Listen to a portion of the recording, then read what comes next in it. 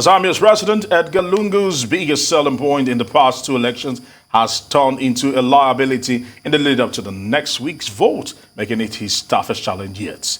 His party has built thousands of miles of roads, airports, and rural health facilities during the decade in power.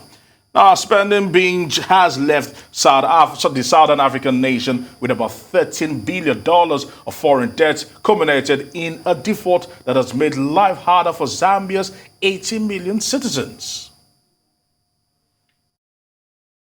The number of vaccines administered to our children increasing from 6 to the current 11.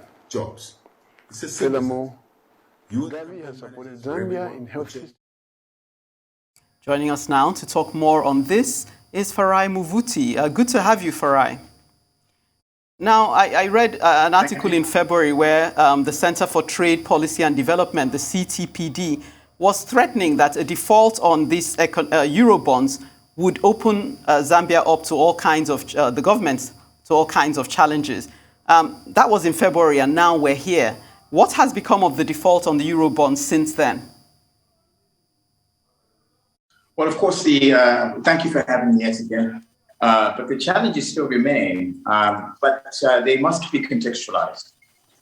If you consider the fact that Zambia is predominantly a mining economy, whose 70% of its economy is dominated by commodity exports, then if you look at the history of companies such as Glencore, for instance, who have historically not paid tax, or at least have been accused quite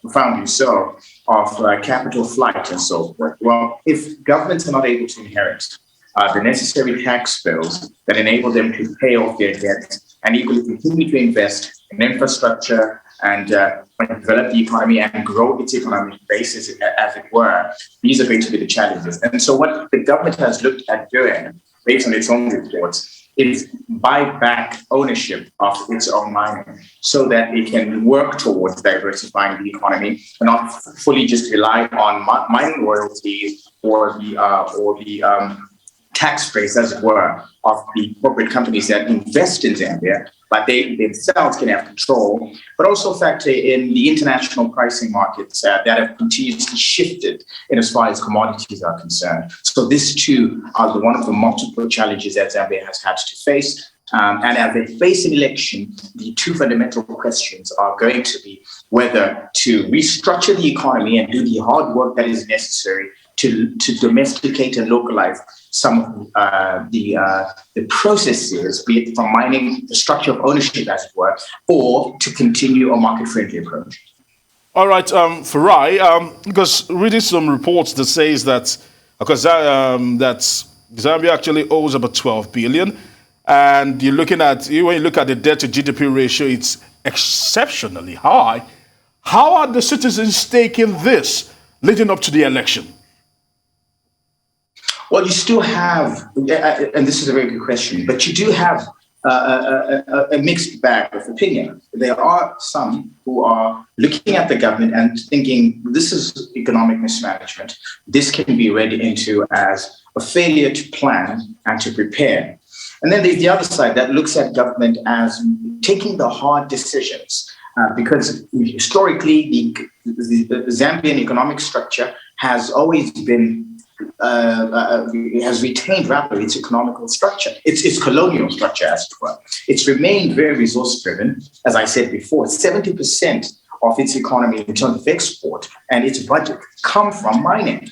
So it's inherently, historically, fundamentally, maintain the colonial structure. So the hard questions that some people are asking government, which government so far has been able to evidence through, as I said before, its sale of the asset through purchasing rather the assets of Glencore. And what that demonstrates is the need to restructure. So if you go around Africa, for example, and you look at our debt structure, so we have about 5 countries currently in very difficult dire debt issues. Whereas in Zambia, what you're finding, and most of Africa, when it comes to the areas of dominance in terms of the economic structure, as it were, the ownership is not local.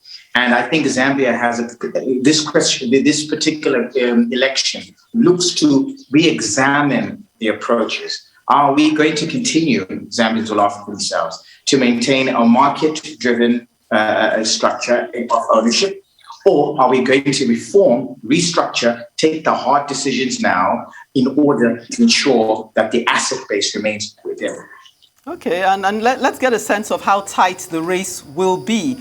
You say his contender is Haikande Hichilema, 59-year-old, as opposed to Lungu, whom we've known in power. And he frames himself as a self-made man who walked to school barefoot. Is he considered a safe bet among those who are looking, the economists?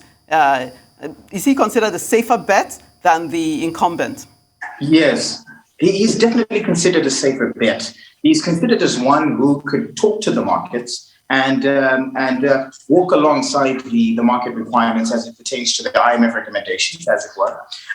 He's looked at as someone who will continue to negotiate with the markets and to ensure that he safeguards the structure as it exists, and which is not problematic if we're looking at whether what the decision is left with here. Ideologically speaking, they come from two different diametrically opposed thoughts. One is a leftist who believes in a domesticated economic democratization, as it were, and the other believes in neoconservative or neoliberal thinking processes, which associate themselves and whose network is aligned to companies such as Glencore, as it were. So the Zambian population is it's in for a big challenge, because the other decision, which is Lungu, is a difficult one because he has to make difficult, long-term focused decisions. If you look at what he's proposing, for instance, in his manifesto, he's talking about infrastructural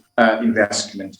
He's talking about ownership of mines, right? And these are very controversial, almost seen as populistic terms within the context of Zambia. But if you look at them through the prism of history itself, the basis for that is justified.